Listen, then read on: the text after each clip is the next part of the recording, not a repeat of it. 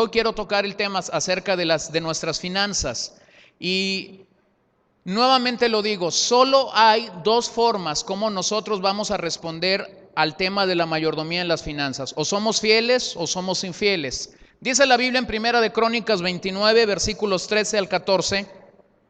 Por eso, Dios nuestro, te damos gracias y a tu glorioso nombre tributamos alabanzas.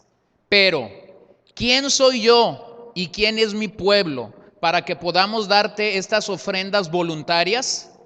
En verdad, tú eres, dígalo conmigo, el dueño de todo. Y lo que te hemos dado de ti, lo hemos, ¿qué? Recibido. ¿De qué es dueño Dios? De todo. ¿De qué damos nosotros? De lo que hemos recibido. Yo no puedo dar algo que yo no he recibido. Ahora quiero que entienda rápidamente. Usted no es dueño de lo que ha recibido. Usted tan solo es ¿qué? Mayordomo. Usted es mayordomo del evangelio. Usted es mayordomo de un don espiritual. Usted es mayordomo de la vida. Usted es mayordomo del tiempo. Y le tengo noticias esta mañana. Usted es mayordomo de su dinero. Escúchelo bien. Aunque usted trabaje para ganarlo. Y eso a algunos nos duele, ¿verdad? Porque tú dices, bueno, ¿cómo si me mato todos los días desde las 6 de la mañana hasta las 6 de la tarde? Me van a venir a decir que no soy dueño de aquello por lo cual yo trabajo.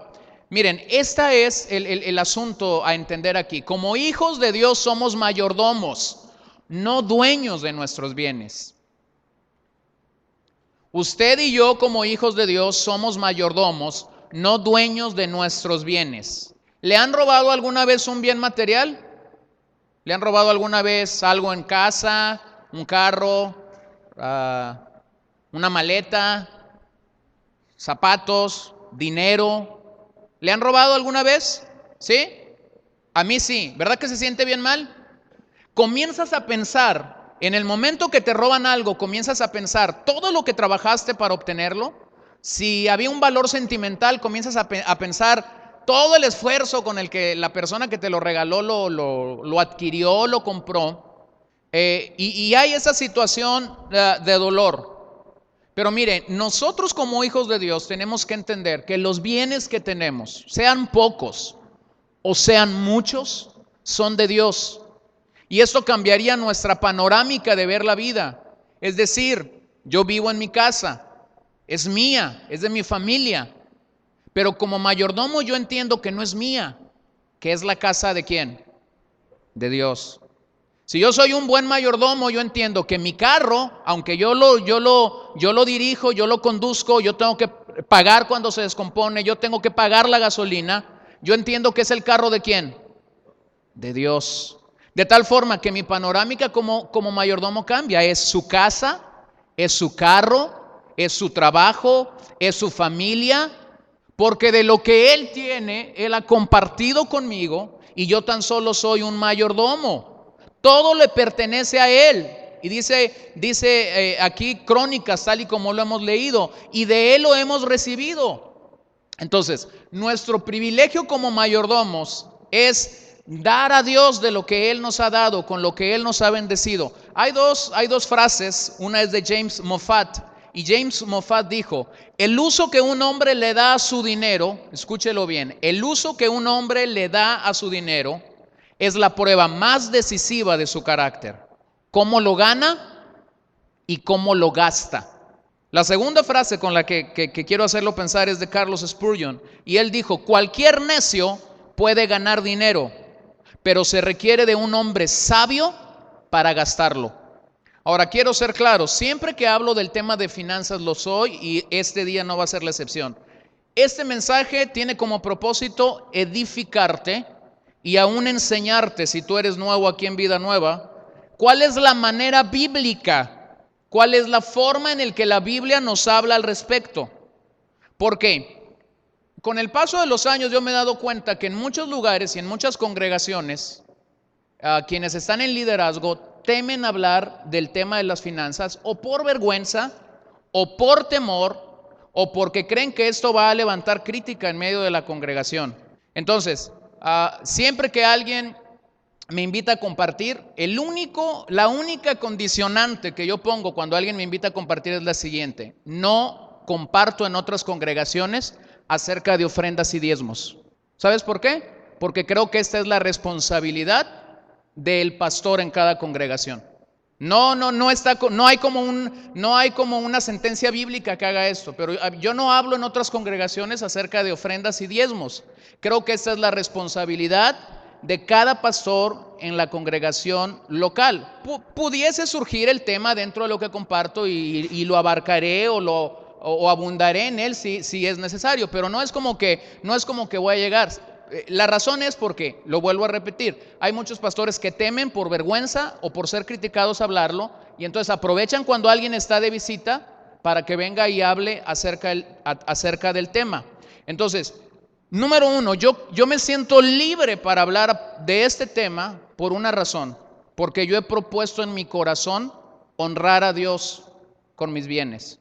A veces los miembros piensan que los pastores no diezman. Pues le tengo que decir todo lo contrario: diezmamos y ofrendamos, porque no es parte de la oveja, es parte de todo hijo de Dios hacer esto. Ahora, hay quienes no quieren hablar del tema porque en muchos lugares se ha abusado del tema de las finanzas.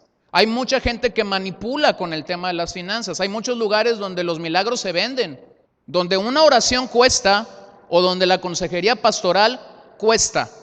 Yo he tenido gente, por ejemplo, que no es de esta congregación, piden un consejo y cuando termina la sesión o donde estuvimos dando un consejo bíblico, me dicen lo siguiente: ¿cuánto es tus honorarios?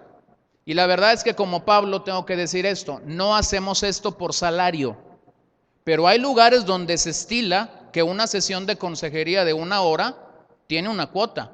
Y no le estoy hablando de un psicólogo, le estoy hablando de pastores y de pastores de iglesias muy reconocidas en este país, donde tiene un costo. No hacemos esto por salario. Entonces, como en algunos lugares se ha abusado o se ha manipulado mucho a las ovejas, a algunos pastores ya les queda muy bien el título de Armando Dinero de la Cruz, porque han abusado del tema y han manipulado a la gente, y con la intención o la idea de manipular para tener finanzas, se ha abusado de este tema.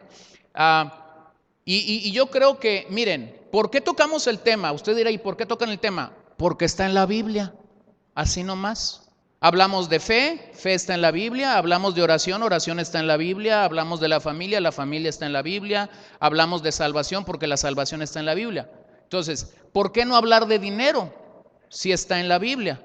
Y quiero ser claro que aunque haya quienes estén manejando esto de forma equivocada, o sea, que haya gente que está manejando esto para manipular, que haya gente que esté manejando eso de forma inadecuada, no invalida la enseñanza bíblica acerca del dar a Dios. Ahora, usted no me va a dejar mentir, aquí no manipulamos a nadie a dar, y le voy a decir en qué usted se va a dar cuenta que no manipulamos a nadie a dar. ¿Cuánto tiempo dedicamos en este lugar para recoger ofrendas? ¿Cuánto toma una oración para recoger ofrendas? ¿1 minuto, 2 minutos? ¿Cuánto toma que se pasen los alfolíes para recoger diezmos y ofrendas? 4 minutos, 5 minutos. Algunos de ustedes no nacieron aquí con nosotros, algunos de nosotros conocemos muchos lugares, muchas congregaciones, y yo le voy a decir, yo he estado en reuniones donde para recoger una ofrenda se tardan 30 minutos. Yo he estado en reuniones donde para levantar diezmos y ofrenda, primero se avienta toda una predicación el que va a recoger esto, convence a la gente por qué hay que dar, y luego viene el dar. Ese no es el propósito de Dios. Aquí no manipulamos a nadie. Aquí déjeme le digo qué es lo que hacemos. Le enseñamos lo que la Biblia dice, porque sabemos que esta es una responsabilidad delante de Dios, enseñar acerca de los principios de Dios. Y le guste o no le guste, el dar es un principio de Dios. Miren, la Biblia habla de dinero en más de 2000 ocasiones. Hay más de 2000 referencias en la Biblia acerca de dinero. Voy a comparar eso con 2 temas más.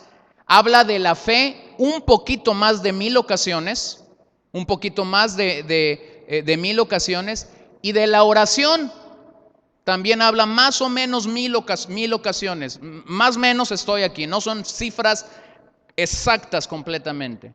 Ahora, si hablamos de orar y si hablamos de la fe y vamos y contrastamos esto a la Escritura, nos damos cuenta que el tema finanzas es mucho más rico. Por eso es que tenemos que hablar de él. Ahora, la mayordomía sobre el dinero nos permite mostrar un corazón agradecido por todo lo que Él nos ha confiado. El tema dinero o la mayordomía con respecto al dinero nos permite mostrar un corazón agradecido con todo lo que Él nos ha confiado. ¿Cuál es el problema de esto? Que vivimos en una sociedad materialista. ¿Usted se da cuenta? La gente quiere más y más, quiere portar ropa mejor, quiere andar en un carro mejor, quiere vivir en una casa mejor. Vivimos en una sociedad materialista. Miren lo que Pablo le dijo a Timoteo en la primera carta, capítulo 6, versos 9 y 10. Porque los que quieren enriquecerse caen en tentación y lazo, y en muchas codicias necias y dañosas que hunden a los hombres en destrucción y perdición. Porque raíz de todos los males es el amor al dinero, el cual codiciando algunos se extraviaron de la fe y fueron traspasados de muchos dolores. Los que quieren enriquecerse caen en tentación y lazo. Y luego dice el verso 10 que el amor o el raíz de todos los males es el amor al dinero. Yo sé que el dinero es necesario para pagar la luz, para pagar el agua, para pagar la casa donde vive, ya sea que le esté rentando o le esté comprando, para comer, para vestir.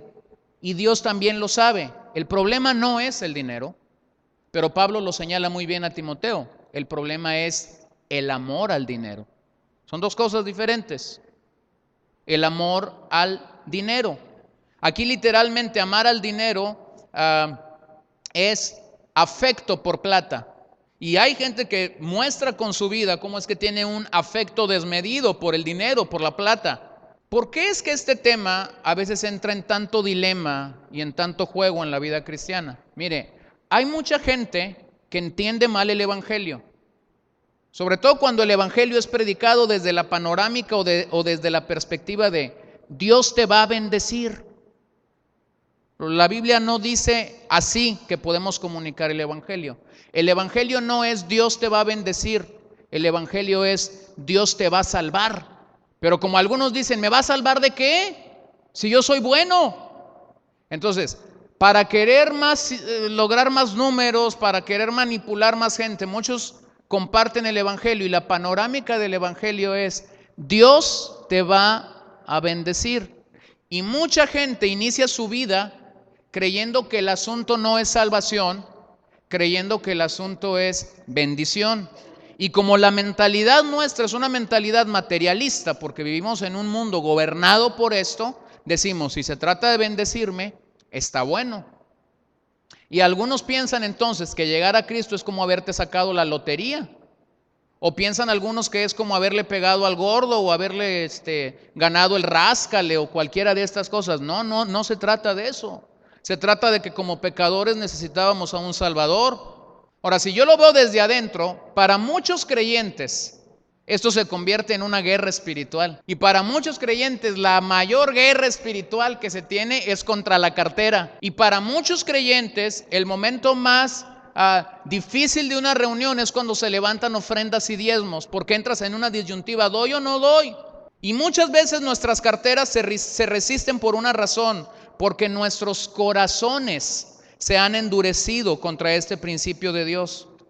A otros les incomoda que hablemos del tema.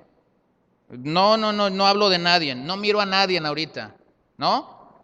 Pero algunos yo sé, desde que vieron la hojita les están picando sus pompis, porque nos incomoda. ¿Sabes por qué? ¿Sabes qué te muestra? Si tú sientes esos piquetitos en las pompis sin que te estén inyectando, ¿sabes qué muestra? Que tú amas al dinero. Estás incómodo quizás porque has amado tanto el dinero que no has honrado a Dios. Miren lo que Mateo 6, 19, 21 nos dice.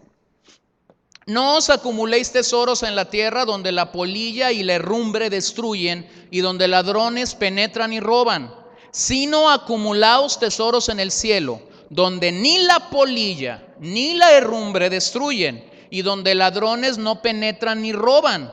Porque donde esté tu tesoro, ¿qué? allí también estará tu corazón. El Señor Jesús nos advierte en este pasaje de 3 testigos que testificarán contra nosotros si no administramos bien los recursos que Dios nos dio, si no somos buenos mayordomos de lo que Dios nos dio. Lo dije al principio, todos nuestros recursos pertenecen a Dios. Nosotros simplemente somos administradores de sus riquezas, las cuales Él nos ha confiado con propósitos específicos. Y un día vamos a dar cuenta acerca de cómo empleamos cada centavo. Miren, Dios toma en cuenta los centavos porque Él sabe que si nosotros no somos fieles en lo más pequeño, tampoco lo seremos en lo más grande. Lucas 16:10 habla acerca de esto, que el que ha sido fiel en lo poco, entonces califica para que Dios lo ponga en lo mucho. Pero si no ha sido fiel en lo poquito, ¿cómo es que estamos esperando lo grande o lo mucho de Dios? El presidente Abraham Lincoln dijo lo siguiente: no batallé o no tuve ningún problema para diezmar sobre el primer $1,000,000 que llegó a mi vida por una razón,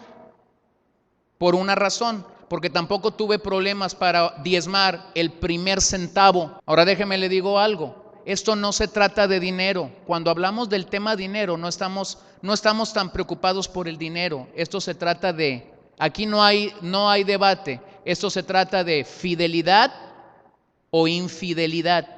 Y necesitamos estar conscientes a esto. Los 3 testigos que aquí la Biblia habla son la polilla, el óxido y los ladrones.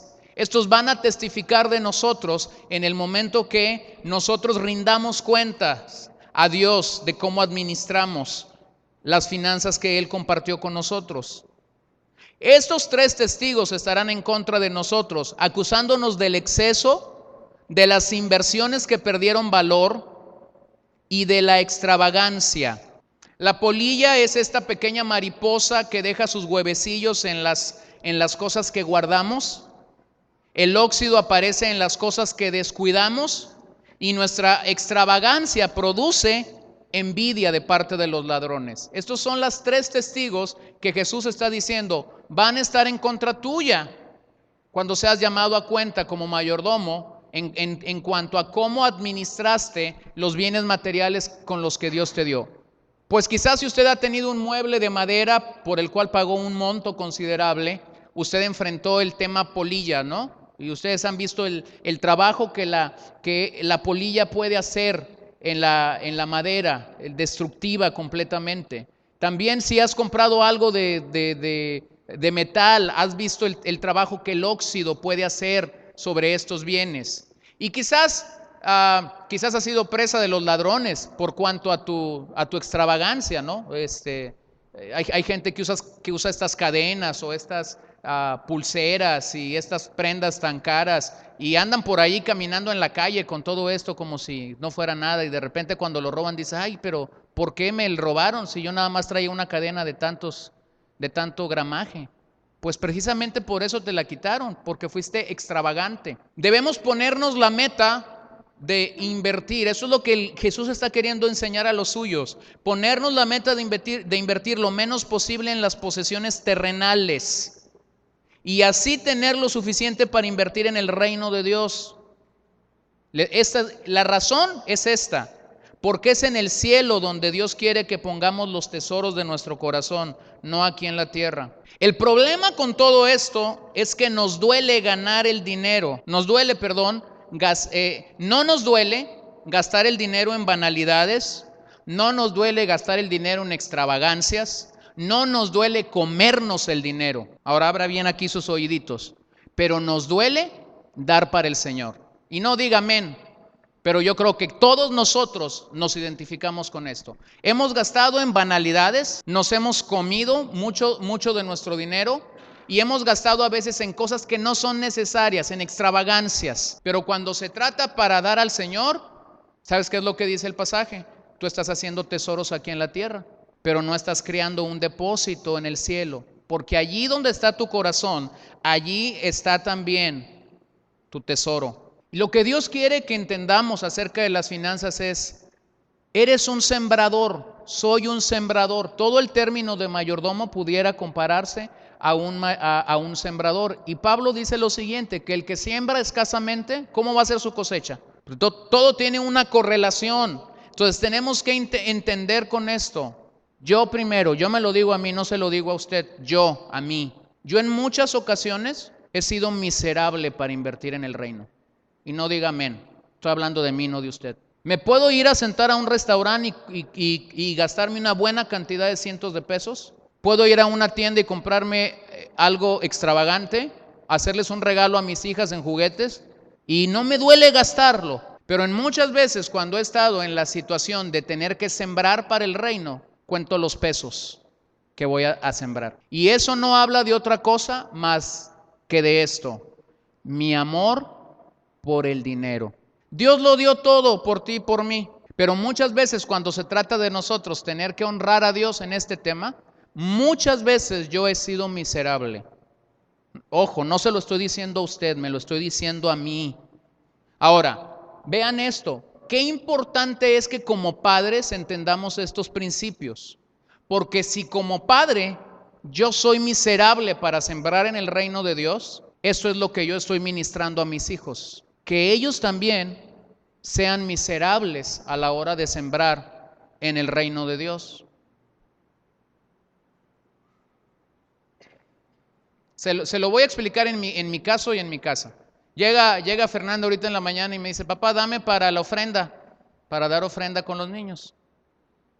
Y entonces yo tomé y le di una suma. Y ella me dice: es mucho.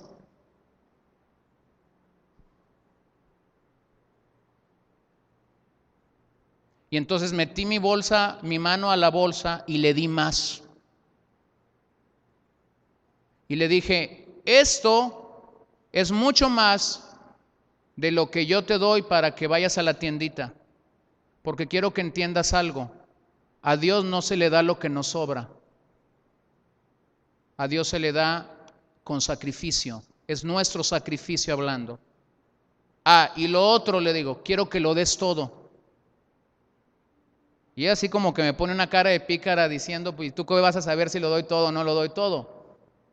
Pero vea esto, yo se los he dicho a los padres que vienen los viernes a la reunión con nosotros. Enseñamos a nuestros hijos de una manera muy sencilla. Venimos aquí, damos a veces una cantidad X, no voy a decir ni poco ni mucho. Ellos ven lo que damos, nos vamos en la tarde, los llevamos a comer, los llevamos a una plaza, los paseamos, les compramos un montón de cosas y les estamos comunicando algo. A la iglesia hay que ir y dar lo poquito, pero para divertirnos la cartera no tiene límite.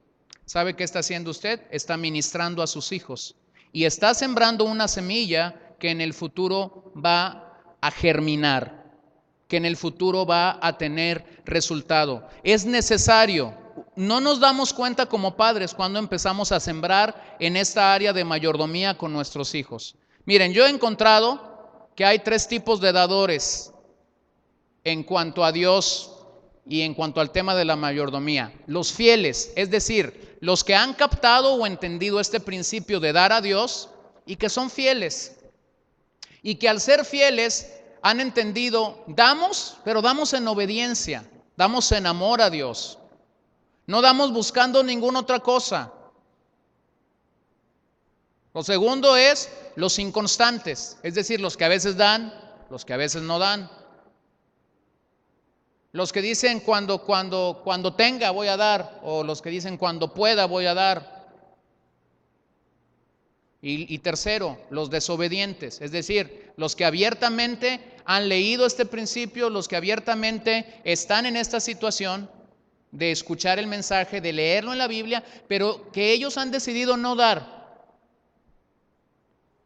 Si usted encuentra uno más, pues a lo mejor lo añade allá a sus notas. Esos son los que yo encontré. Entonces, Mateo 6:24, mira lo que nos dice: ninguno puede servir a 2 señores, porque o aborrecerá al uno y amará al otro, o estimará al uno y menospreciará al otro.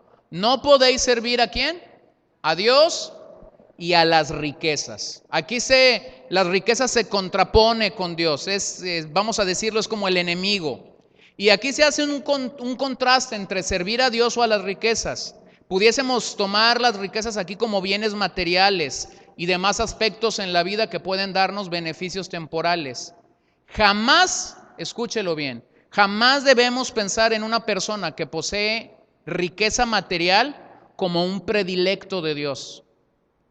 Que a una persona le vaya bien económicamente no es una buena medida para decir, mira cómo Dios lo bendice. Porque si esto fuera así, entonces mira cómo Dios bendice a los narcotraficantes en este país. Si esto fuera así, mira cómo Dios bendice al dueño de un expendio de cerveza en la esquina. Porque si esto fuera así, pudiéramos decir, bueno, mira cómo Dios bendice a esa señora que tiene una casa de dudosa reputación y que entran muchas chicas de corta edad cada día. No podemos medir la espiritualidad de una persona por lo que tenga o por lo que deje de tener. Porque escúcheme bien, yo he conocido gente en Cristo que no tiene una economía solvente y que en muchas ocasiones carece de economía, pero es mucho más rica que gente que lo posee todo. No es un buen estándar para calificar. Y lo que quiero ver aquí, el Instituto de Principios Básicos para la Vida, que es esta misma gente del Seminario de la Ira, ellos han encontrado 10 personajes en la Escritura y son los que están ahí. No voy a pararme en explicar cada uno de ellos porque son conocidos para nosotros. Pero hay 10 personajes que trataron de servir en la Biblia a Dios y a las riquezas. Y solamente quiero que los veamos aquí. Balaam usó la religión para obtener ganancias. ¿Se acuerdan de él? Aquel hombre que al parecer todo lo que bendecía era bendito y todo lo que maldecía era maldito. Y el rey Balac lo contrata y le dice, te voy a pagar muy bien para que vengas y maldigas al pueblo de Dios. Y entonces Balaam usó la religión para obtener ganancias. La historia está en Números 22, 24. Judas, verso 11, habla de él. Y Apocalipsis 2:14 habla de él, y usted puede leer todas estas citas después en casa. Pero este es un hombre que quiso obtener ganancias por medio de la religión. Segundo, Lot. Lot es el hombre que se comprometió con la maldad. ¿Se acuerdan? Llega un momento en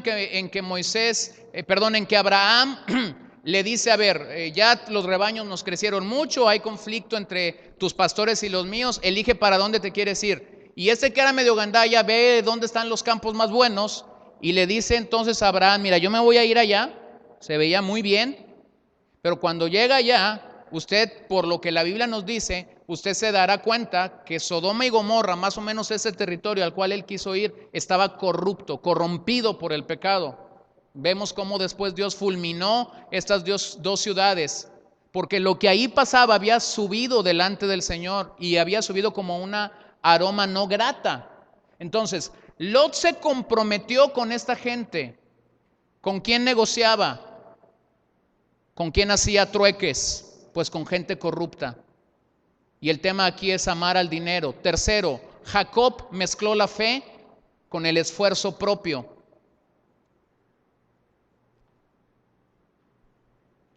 Pensó que debería ayudar a Dios, negoció la primogenitura con su hermano, robó su bendición y engañó a su suegro para quitarle rebaño. A pesar en esta ocasión de que Dios le había dicho, te voy a bendecir, a pesar de que Dios le había dicho, te voy a bendecir, Jacob dijo, Dios ocupa una ayudadita, así que vamos a transearnos al suegro.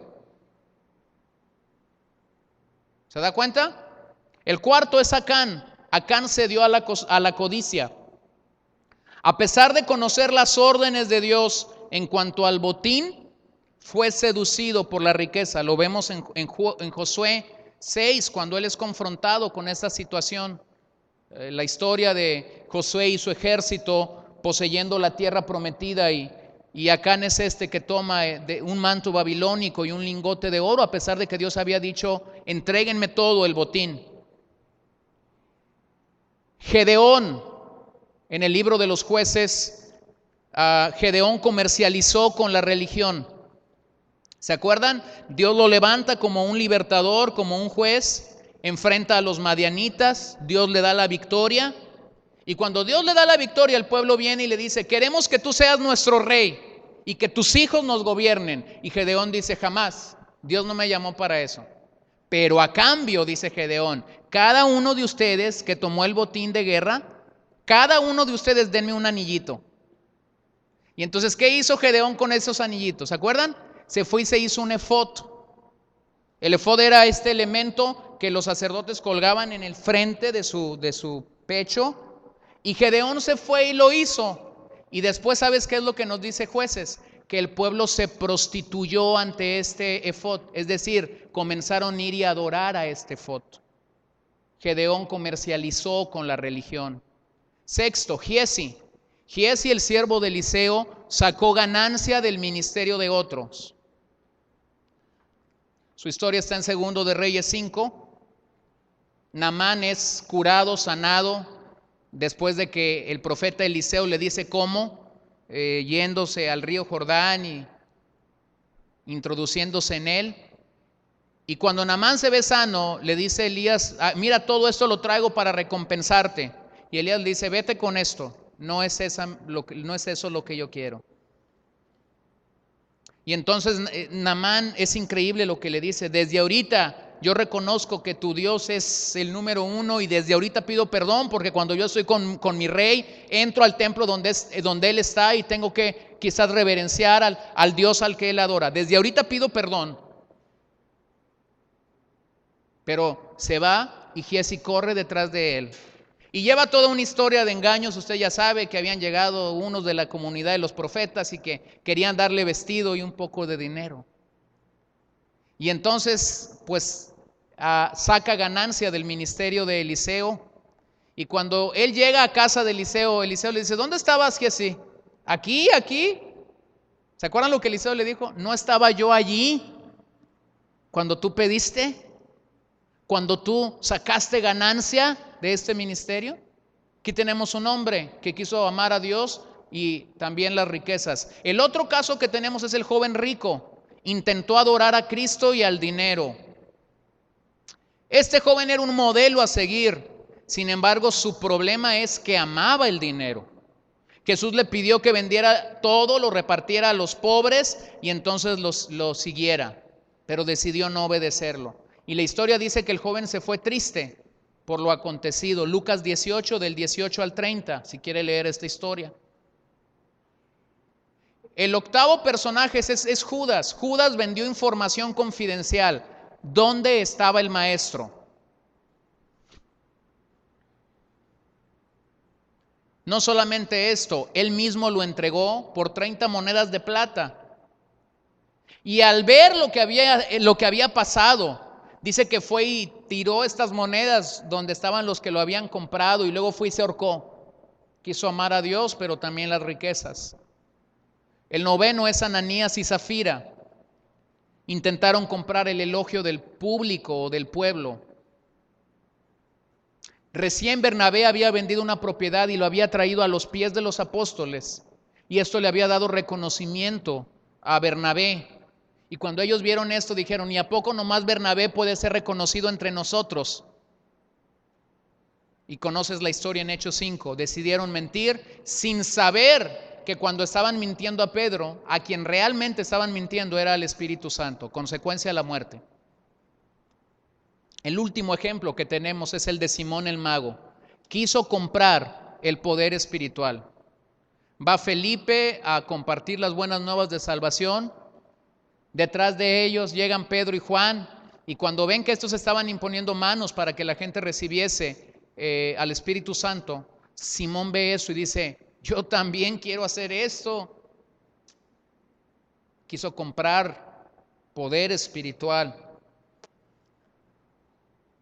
Ahora, solamente reflexionen esto por un momento. Todos estos personajes que hemos visto estaban involucrados en un ambiente religioso, espiritual, en un ambiente donde podían haber obedecido, seguido a Dios de una manera adecuada. Pero todos ellos decidieron ir en pos del dinero. Por eso es que el consejo de Jesús es, no puedes servir a dos señores.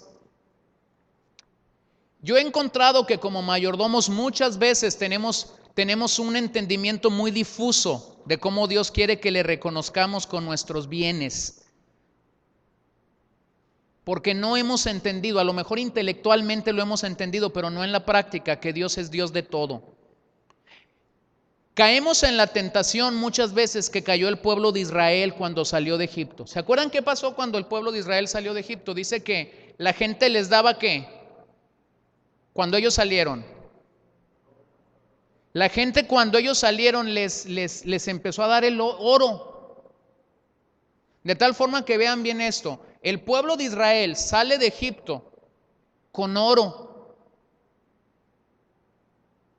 Tú dices, ¿para qué el pueblo de Israel querría oro en el desierto? Pues una de las primeras cosas que Dios le pide al pueblo de Israel en el desierto es que construya un tabernáculo. Y el tabernáculo en muchos de sus elementos era ¿de qué? ¿De qué material? De oro. ¿Y de dónde iba a salir el oro en el desierto? Pues no iba a salir de otro lado más que del oro que los egipcios les habían dado al salir de la esclavitud. Y Dios comienza a hablar a la vida de Moisés acerca de construir este tabernáculo, pero vea lo que hizo el pueblo. Llegó un momento en Éxodo 32 donde van con Aarón y a Aarón le dicen, queremos un Dios para adorarlo. Y Aarón dice, tráiganme todo el ¿qué? ¿Y cuál oro? Pues el que le habían dado en Egipto. Tráiganmelo y vamos a hacer un Dios. Y entonces se avienta ahí el joyero principal de Israel en el desierto y sale un becerro, al cual Éxodo 32 lo llama el becerro ¿de qué? De oro. ¿Y qué pasa con el pueblo? Lo comienza a adorar y se prostituye delante de él.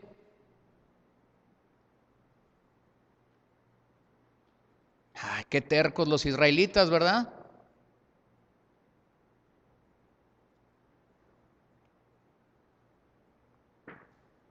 Pero ¿acaso no es lo mismo que nosotros hacemos a veces? Dios nos da a nosotros bienes materiales para que nosotros edifiquemos adoración, para que nosotros edifiquemos lo de Él, quizás ya no el tabernáculo, pero nosotros vamos y entregamos estos recursos y construimos becerros de oro. ¿Qué son los becerros de oro? Aquello que es para tu placer y mi placer.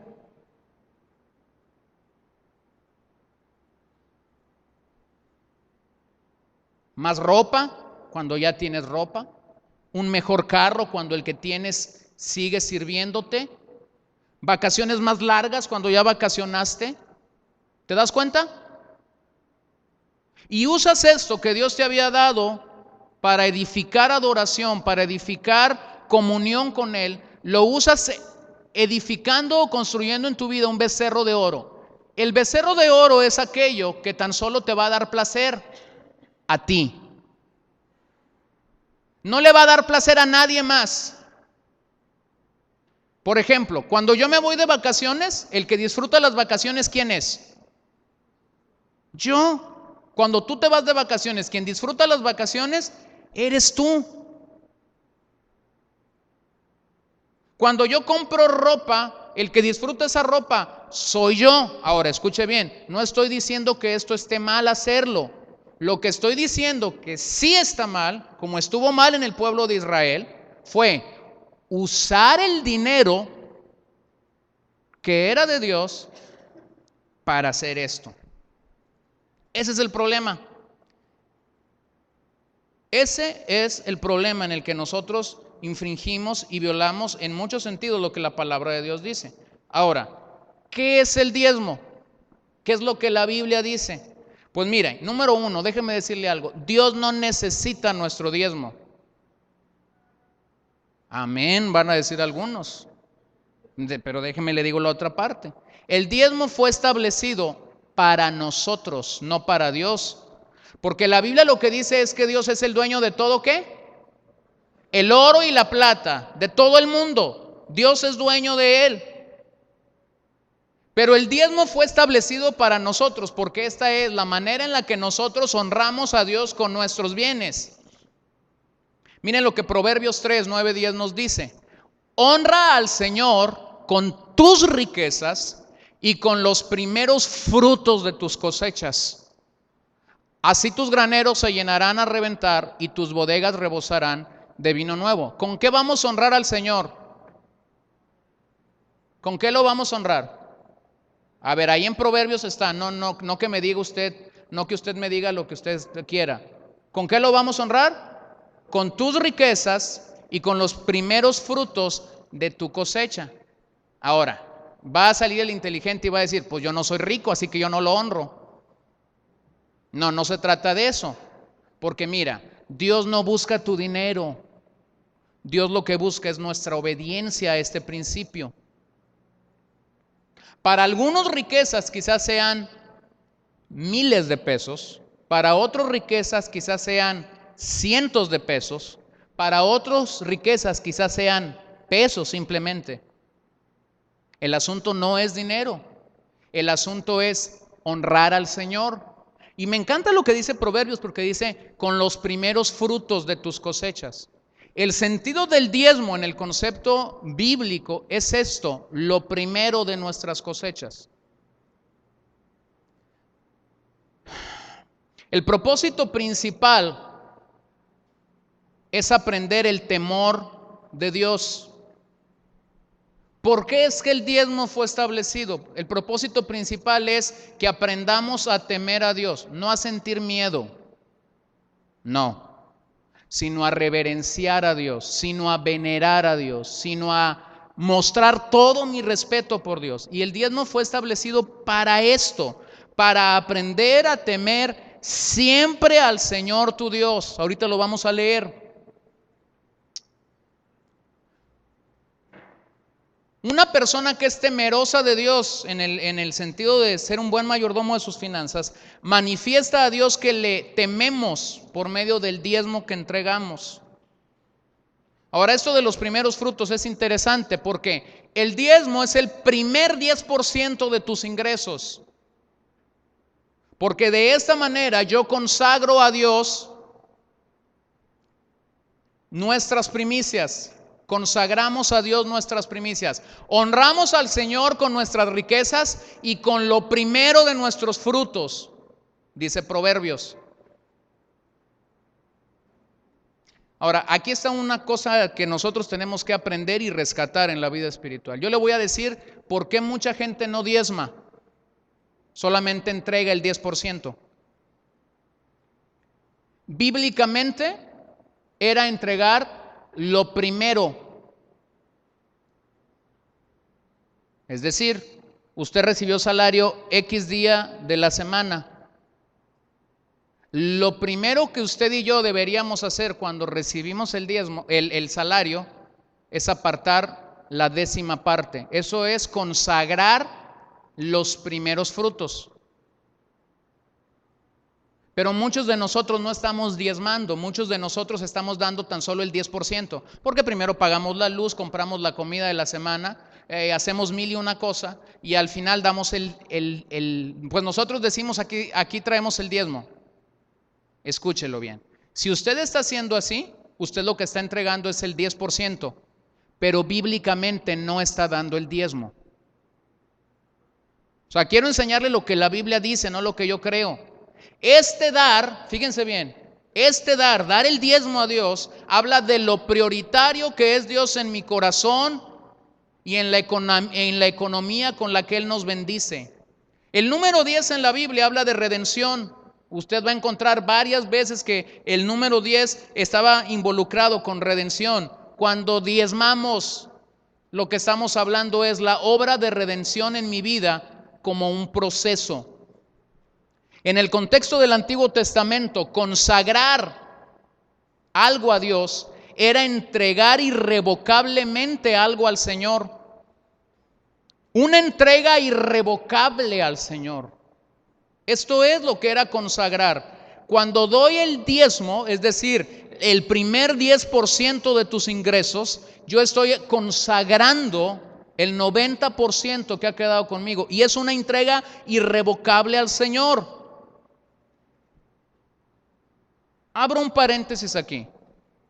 Porque lo que debemos entender es lo siguiente: el diezmo no compra el favor de Dios. El diezmo no es una cuota de membresía. El diezmo no es una cuota de protección. El diezmo no es una cuota de inmunidad. Lo que la Biblia dice es: Dios realmente quiere que le reconozcamos en todos nuestros caminos.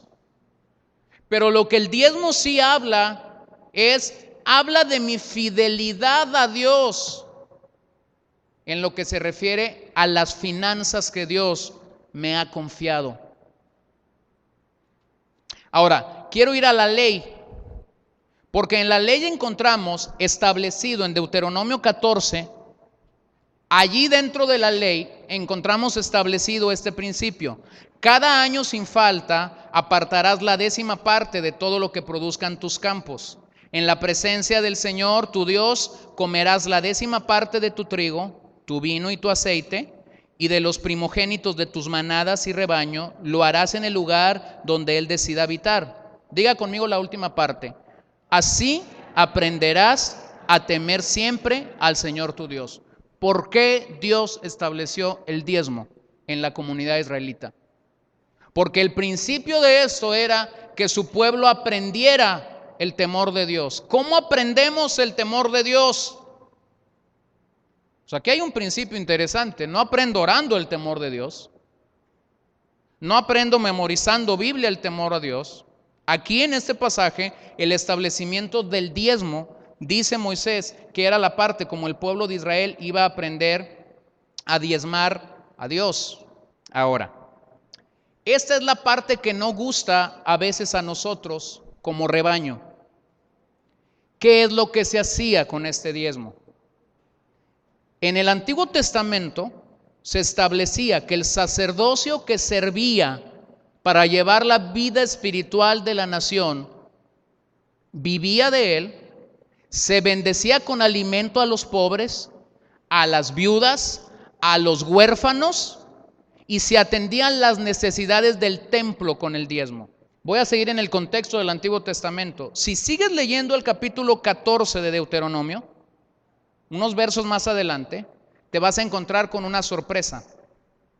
Si tomamos lo que dice todo este capítulo acerca de los porcentajes que el pueblo de Israel tenía que entregar para que todo esto se llevara a cabo, escuche bien, el porcentaje anual que los israelitas entregaban no era el 10%.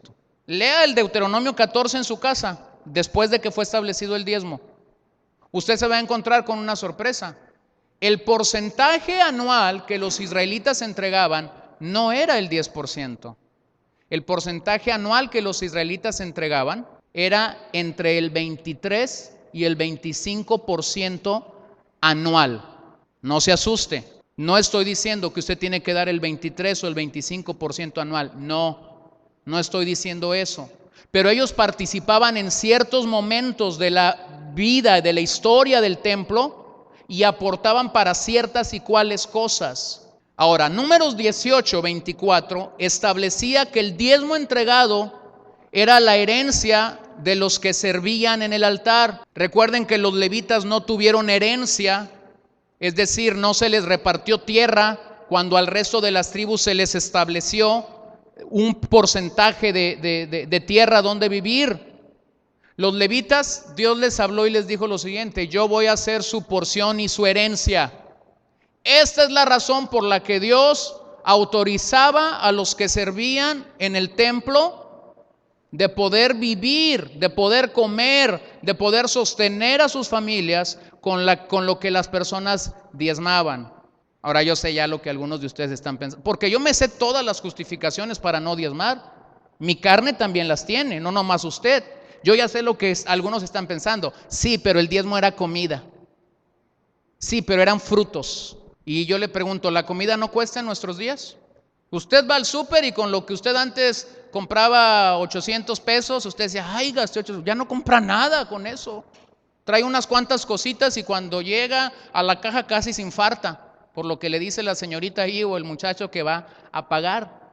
Ahora, fíjense lo que Pablo dice a los Corintios en la primera carta. Hoy, ¿ese ya pasó o no? Se me fue, perdón. El diezmo es el establecimiento de que somos mayordomos de la provisión económica.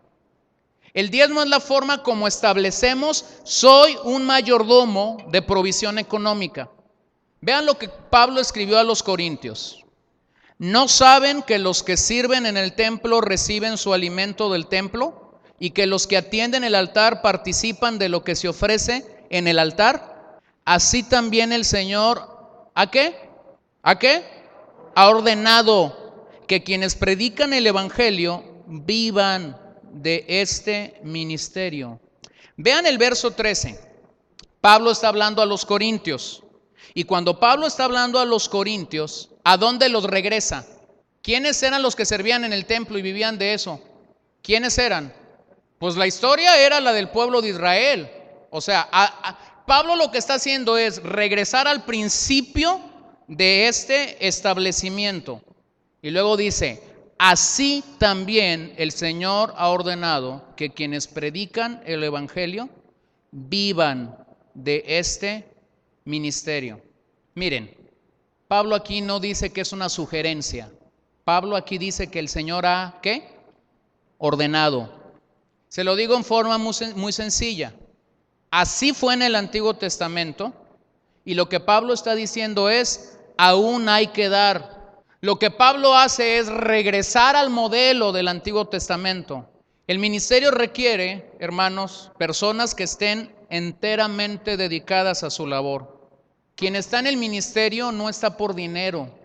Quien ha respondido genuinamente a Dios está en el ministerio por un llamamiento, por una vocación. Somos responsables de alimentar a un pueblo, de velar por un pueblo, de cuidar por el rebaño de Dios.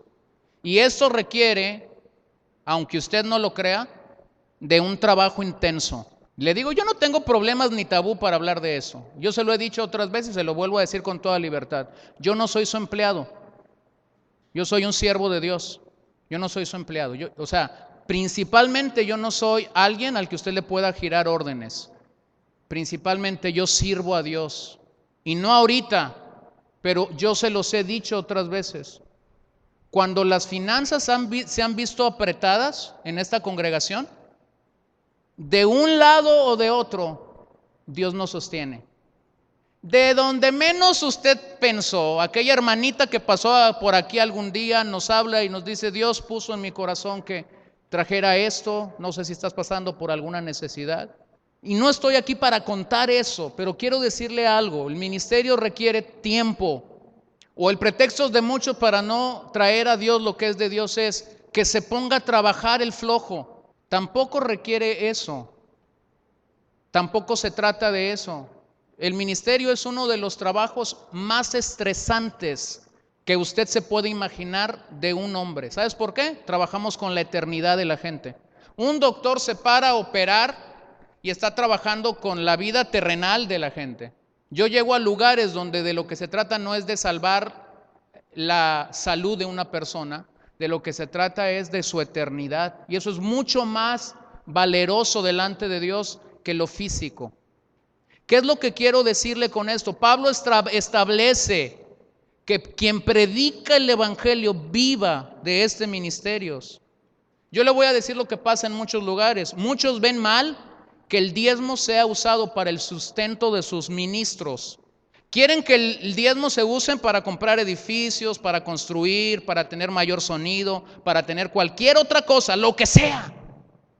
Menos para que quien ministra en ese lugar sea sustentado. Ahora, no se trata de dinero, se trata de esto. El principio es de Dios. No se nos ocurrió a nosotros que estamos en el ministerio decir, esto es lo que nosotros queremos. Yo tengo días en el ministerio que son tranquilos en el sentido de que puedo orar, puedo buscar a Dios, puedo saber qué predicarles. Pero tengo días que este muchacho que está aquí siempre me pregunta todos los domingos, ¿cómo fue tu semana? ¿Te acuerdas lo que te dije hace 2 semanas? Yo le dije a él hace 2 semanas, ay mano, salí de una que no quisiera volver a repetir en varios días. Porque si uno va a ser pastor al estilo de Jesús, uno va a oler a oveja. Y uno tiene que estar en el dolor de la oveja. Y uno tiene que estar en el momento de la necesidad de la oveja, en la madrugada, en la noche, en la mañana, cuando se requiere el trabajo de un pastor. Que yo pudiera trabajar en lo secular, sí, yo creo que sí pudiera trabajar en lo secular. Y escúchemelo bien, no estoy casado a no trabajar en lo secular. Si mi familia en algún momento demanda que yo tenga que trabajar en lo secular, lo voy a tener que hacer. Pero escúchelo, ese no es el plan de Dios para un ministro. Hay muchos ministros en el mundo que son bivocacionales, es decir, son ministros en la casa de Dios y aparte tienen que trabajar. Algunos porque así lo decidieron, otros porque lo que cada congregación da no lo sostiene. Ahora, aquí están las diferencias. Yo he conocido a muchos que tienen que trabajar porque sus iglesias no lo pueden sostener. Y lamento decirles esto. Muchos de ellos están entregando sopita Maruchan cada domingo a su iglesia. Están entregando ahí un taco mal preparado porque simple y sencillamente la demanda de un trabajo no les permite preparar la comida espiritual que su congregación necesita. Sus ovejas están todas debiluchas, están siendo presas de cualquier viento de doctrina extraño. Yo he conocido ovejas que a mí me lo han dicho. Yo he estado con mi papá en algunas reuniones donde nos han dicho, ay, es que tenemos que ir al internet a buscar a ver qué encontramos porque lo que nos predica el pastor nomás no nos alcanza. Conozco la otra cosa, ¿no? Conozco gente que eran empresarios, que tenían un trabajo antes de que Dios los llamara y ellos toman la decisión de decir, no, yo no voy a vivir de esto es de Dios, yo tengo mi trabajo. Bueno, es muy su decisión. Es muy su decisión. Conocimos a un pastor que así empezó su iglesia. Cuando la iglesia creció y ya eran necesarios pastores a tiempo completo, alguien dijo, Dios me está llamando a mí a tiempo completo, yo tengo que dejar mi trabajo y pastorear aquí a la gente. Era un pastor asociado de este. No, le dijo, aquí todos en el ministerio trabajamos y el que no trabaja no puede ser pastor aquí. Dios lo estaba llamando a él, así que este hombre tuvo que salir de esta congregación y levantar otra obra. No tengo nada contra los ministerios bivocacionales, pero escúcheme bien. Yo encuentro que en la Biblia el propósito de Dios era otro. Hechos 6, usted se va a acordar, era una trifulca con las viudas. De tal manera que llega el momento en el que dicen los apóstoles, no, ya no nos la acabamos. No porque los apóstoles no pudieran servir las mesas, pero Dios dice, no, apártenme a otros hombres que hagan esto y ustedes dedíquense a 2 cosas. ¿Cuáles eran esas 2 cosas? ¿Se acuerdan? El ministerio de la palabra y el ministerio de la oración. Y alguien pueda decir, pues qué padre leer la Biblia y orar. Si los hombres de Dios van a ser fieles a predicar la palabra de Dios, escúchelo bien, usted a lo mejor no lo ve. Pararte aquí 1 hora, 10 minutos, por lo menos en mi caso, a mí me antecedieron de 8 a 10 horas estudiando la Biblia esta semana, solo para esta prédica. Sin decir, porque no estoy aquí para decir el tiempo que pasé orando, y sin decir que tengo que compartir otras 2 veces esta semana. A eso agréguenle visitación, a eso agréguenles tener seguimiento con otra gente. Y si usted no cree de plano, pues le paso la charola para que usted lo haga. ¿Qué es lo que quiero decirle? A veces la gente dice, no es esto. No. Como pueblo de Dios tenemos que abrazar los principios de Dios sin queja y sin controversia. Porque miren, esta es la verdad. El diezmo no es mío. El diezmo no es de esta iglesia. Dígalo así con su voz. El diezmo es de Dios. Este es el principio bíblico. El diezmo es de Dios. Ni mío, ni de esta iglesia, ni de una organización. Cuando yo doy el diezmo, yo estoy proclamando que Él es Señor de todo, no solamente de algún rincón o aspecto de mi vida. Porque lo otro que hace el diezmo es que el diezmo legítimo establece que el 90% también es de Él. Un buen mayordomo entiende que da a Dios su primer 10%, pero entiende que el otro 90% también es de Dios. Ahora, muchos piensan que están diezmando, pero dar el 3% no es diezmo. Dar el 5% no es diezmo. El diezmo surge de la palabra 10. Ni el 3, ni el 4, ni el 5, ni el 7 de tus ingresos. Con todo temor y respeto, yo te digo lo siguiente. Si usted está dando el 3, el 4, el 2, el 1%, usted o no sabe leer o no ha obedecido a Dios en este principio. Dice el diezmo. Y el diezmo surge del 10%. O el otro pretexto clásico es que el diezmo es de la ley. Ahora ahí les va. En parte esto es cierto. El diezmo es de la ley porque está establecido en la ley. Pero si usted es de los que dice que el diezmo es de la ley, entonces arránquele a su Biblia, por favor, Génesis, Éxodo, Levítico, Número y Deuteronomio, porque eso es la ley de Dios. Y si usted me va a decir, bueno, pero es que la ley fue invalidada en la Escritura, Jesús dijo que había venido a cumplir la ley, no invalidarla.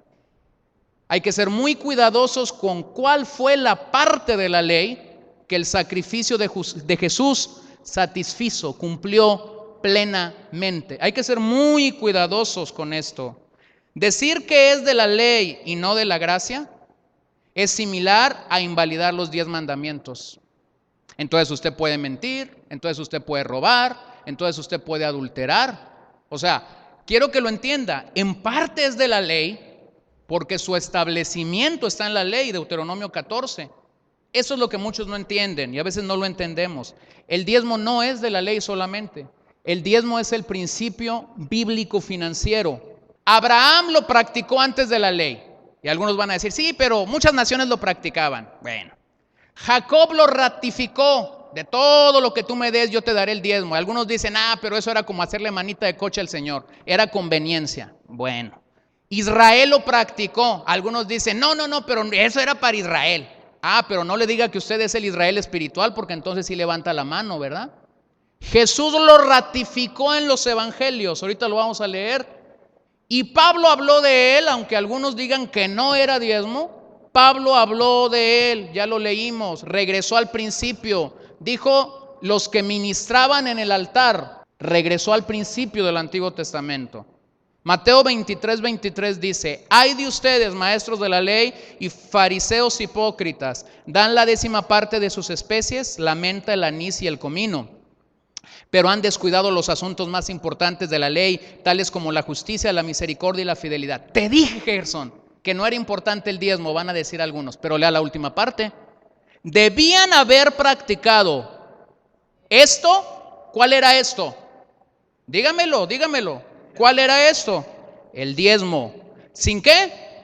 Sin descuidar la justicia, la misericordia y la fidelidad. No era de la ley, Gerson. Bueno, aquí está Jesús ratificándolo. Yo no voy a entrar en buena onda, yo se lo digo. Si usted no cree en el diezmo, yo tampoco lo creo. Somos amigos, ¿no? Porque en la gracia, el 100% es de Dios. Hay poder, van a decir algunos. Bueno, aquí está Jesús diciéndolo.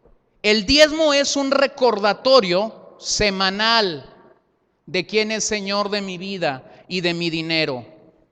Es como colocar una estaca en mi vida, en lo más profundo de mi vida, diciendo, todo lo que tengo, de todo lo que tú me has dado, de todo lo que yo poseo, tú eres Señor.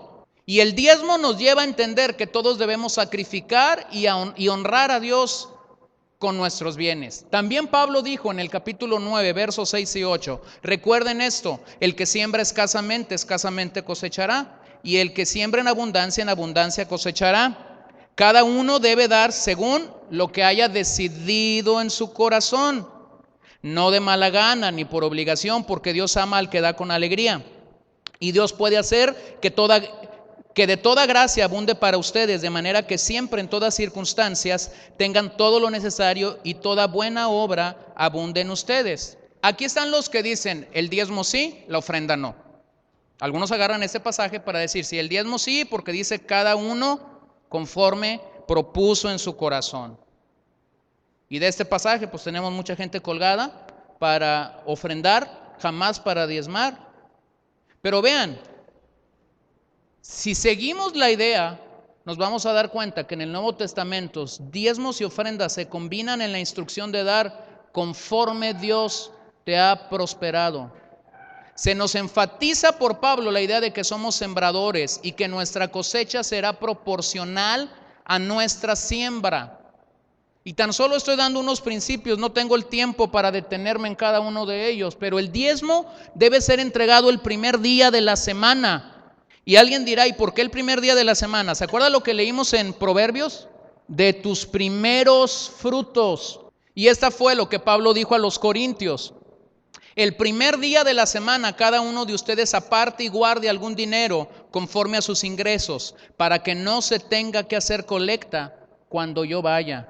Si nosotros fuésemos fieles a Dios, y estoy hablando de mí también, si nosotros fuésemos fieles a Dios con la entrega del diezmo, jamás una iglesia local debería estar levantando ofrendas especiales.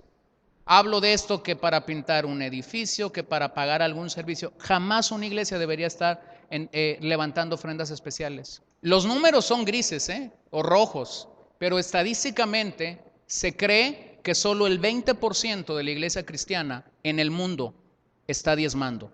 Y son rojos, pero esto es una situación en la que no hemos honrado realmente a Dios. Miren el programa de Pablo. Cada domingo, cada creyente dando un porcentaje según lo prosperó.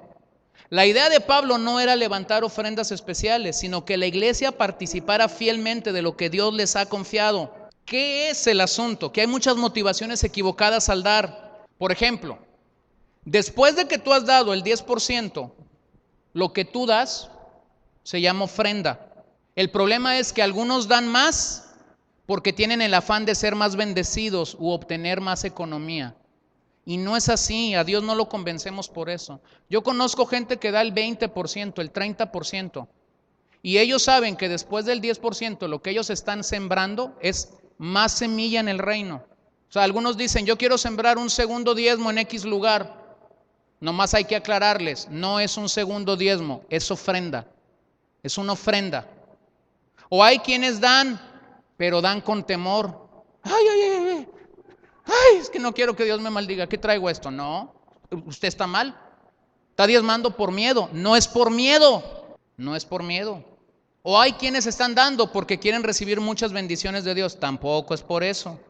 La pregunta de los 44,000. ¿Por qué? Si esto fuese así, ¿por qué Dios no dio un mandamiento claro en el Nuevo Testamento? Si hubiese una palabra de Jesús donde hubiera dicho que diezmara, yo lo haría, pero como no lo hay, no lo hago. ¿Cuántas veces en la Biblia Dios ha dicho que lo obedezcamos? ¿Una? ¿Dos? ¿Cuántas veces? Un montón de veces, ¿no? ¿Y por qué lo desobedecemos? Yo lo desobedezco. No creo que en este lugar haya alguien que diga, no, yo siempre lo obedezco. O sea, no somos obedientes porque la Biblia nos repita muchas veces que tengamos que ser obediente a algo. Mira, la ley marcaba que deberíamos dar el 10%, pero la gracia de Dios en este nuevo pacto nos capacita para dar mucho más que esto. En muchos sentidos la ley se quedaba corta, pero la gracia de Dios en este nuevo pacto es sin límite. Aquí va, ya para cerrar. El diezmo del Antiguo Testamento es la expectativa mínima para los que vivimos bajo la gracia. El compromiso que los israelitas tenían firmemente era traer esto a Dios. Pero para nosotros debería ser lo mínimo, porque el compromiso es total en nuestros días. R.C. Sproul, uno de los teólogos de nuestros días, muy reconocido, ha dicho esta frase que cuando yo la escuché dije sí. El diezmo debería ser el piso y no el techo para los que estamos bajo la gracia. El diezmo debería ser el piso y no el techo para los que estamos bajo la gracia. Es decir, debería ser lo mínimo que yo como creyente traigo delante de Dios, porque somos sembradores. El problema es que cuando las riquezas aumentan, existe mayor tentación en nuestras vidas para querer usarlas para la edificación de becerros de oro. Pero fracasamos en honrar al Señor con los primeros frutos de nuestra labor. Voy a terminar con un pasaje incómodo para muchos, que ya algunos lo estaban esperando hace rato, pero yo voy a terminar con él. Malaquías 3, versos 8 al 10. ¿Acaso robará el hombre a Dios? Ustedes me están robando y todavía preguntan en qué te robamos. Aquí la respuesta: en los diezmos y en las ofrendas. Ustedes, la nación entera, están bajo gran maldición, pues es a mí a quien están robando. Traigan íntegro el diezmo para los fondos del templo y así habrá alimento en mi casa. Escúchelo bien. El diezmo es para que haya alimento, escúchelo, no en su casa. El diezmo es para que haya alimento en mi casa. Y aquí en el contexto de Malaquías, mi casa era el lugar donde los sacerdotes ministraban. Y luego dice Dios: pruébenme en esto, dice el Señor Todopoderoso, y vean si no abro las compuertas del cielo y derramo sobre ustedes bendición hasta que sobreabunde. Hermanos, el diezmo tiene como principio que nosotros crezcamos en el temor del Señor. No es ni por obligación, no es porque usted paga una cuota, no es porque usted compra inmunidad para su vida. No es esto. Esto es porque lo que nosotros estamos estableciendo es: voy a honrar al Señor con todos mis bienes. Honrar al Señor de palabra es bien fácil. Hasta un periquito pudiera honrar al Señor de palabra. Pero ¿cómo nos cuesta honrar al Señor con nuestros bienes? Por una razón: porque trabajamos para ello. Trabajamos para ello. A veces no entendemos la obra del devorador en nuestras vidas. Ahí Malaquías 3 habla de que Dios va a reprender al devorador. Por eso es que algunos toman el diezmo como inmunidad. La obra del devorador puede ser evidente por varias pérdidas. Hay algunos que han decidido, por ejemplo, no diezmar. ¿Sabes qué pasa? De todas maneras diezmas. Porque cuando no diezmas, de todas formas, la obra del devorador viene a tu vida. Lo que tú deberías haber entregado al Señor, Él viene y lo toma. No te pide permiso para tomarlo. Hay gente que ha, por ejemplo, trabajado y de repente lo asaltan. O de repente hacen cierta o cual situación en la que tanto era su porcentaje o tanto es lo que debió haber entregado a Dios y lo pierde. Mire, cuando usted tenga una pérdida financiera, según lo que aquí Malaquías está diciendo, coteje algo nada más, porque esto está en la Biblia. No sé, yo no estoy juzgando a nadie, ni le estoy llamando ladrón tampoco. Yo no lo juzgo. Jesús dijo: yo no juzgo a nadie, la palabra que yo os he dado, esta os juzgará. Cada vez que usted pierda algo, vía accidentes, robos, devaluaciones, enfermedades, pagos de hospitales, pérdidas en sus negocios, malas inversiones, coteje algo. ¿Cuánto perdió? Y cotéjelo contra esto: ¿cuánto le robó a Dios? Y no necesita ser muy sabio. Escúchelo, no necesita ser muy sabio para entender algo. De todas formas diezmó, porque el devorador vino y tomó lo que Dios estaba demandando de su vida en cuanto a la economía. Miren, somos mayordomos de esto. Vamos honrando a Dios, siendo fieles con lo que Él nos ha confiado. ¿Sabes que el materialismo es tan peligroso como la pobreza? El pobre dice: no tengo. Y el materialista dice: ¿para qué doy? Y tanto la pobreza como el materialismo es rota cuando sembramos en el reino de Dios. Como mayordomos tenemos la gran oportunidad de hacer tesoros en el cielo, donde la polilla, el óxido y los ladrones no pueden hacer nada. Yo te preguntaría esta mañana: ¿cómo está tu depósito en el cielo? A lo mejor tú me dices: eso no importa, lo importante es cómo está mi depósito en BBVA, o cómo está mi depósito en HSBC, o cómo está mi depósito en Banorte. Bueno, pero todo eso es temporal, mi querido hermano. Y algún día estaremos delante de aquel que nos dio tantos dones para administrar. Y quizás allí esté presente el óxido, la polilla y los ladrones, para atestiguar en contra nuestra en cuanto a este don. ¿Quién es el Señor de tu dinero? Pues si tú honras a Dios con tus finanzas, si yo lo honro a Él, lo que yo estoy diciendo, Señor, tú eres Señor de mi dinero. Pero si no lo hacemos, esto debe de causar una seria preocupación en mi vida para evaluar esto a la luz de la Escritura. Algunos dicen, no me puedo dar el gusto de diezmar. Escúchelo. Algunos dicen, no me puedo dar el gusto de diezmar. Bíblicamente, lo que yo debería decir es, no me puedo dar el gusto de no diezmar, porque este es el principio del Señor. Si tú eres de los que dices de la ley, pero no es una práctica del Antiguo Testamento, córtale ahí a los 10 mandamientos, córtale ahí la Biblia a la ley, porque entonces nada de lo que dice la ley es para ti.